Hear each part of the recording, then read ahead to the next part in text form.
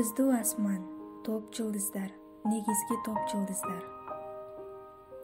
Жұлдыздуу асман кону асманда булут жок. Асмандын жарыгы начар болуп, жылдыздарды байкоого тоскоолдук кылбагандай болгон түндөрү жүргүзүү керек. Мындай түндөрү асмандын бети жылтылдаган жылдыздарга толуп турат.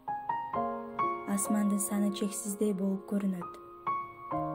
А бирок чындыгында куралданбаган көз менен көрүнө турган жылдыздардын саны анча деле көп эмес. Бүткүл асман боюнча бар болгону 6000 гана жылдыз байкалат.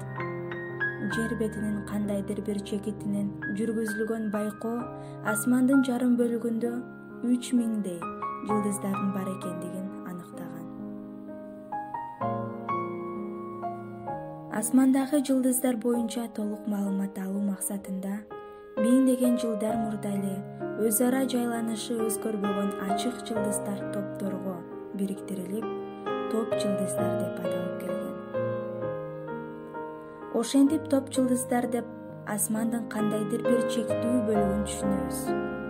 Азыркы мезгилде асмандагы 88 топ жылдыздардын өз ара аймактары так аныкталып чыккан. Аларды жылдыздардын өздөрүнө мүнөздүү болгон жайланышы боюнча табууга болот. Көптөгөн топ жылдыздар мындан миңдеген жылдар мурда эле аталыштарга ээ болуп, азыркыга чейин сакталып келүүдө. Алардын айрымдары грек мифологиясына байланыштуу аттар менен, мисалы Андромеда, Персей, Пегас деп аталса, айрымдары кээ бир буюмдарга окшоштуруп жебе, үчбурчтук, тараза аталыштарда болгон. Ошондой эле жаныбарлардын аттары боюнча да аталган топ жылдыздар да бар.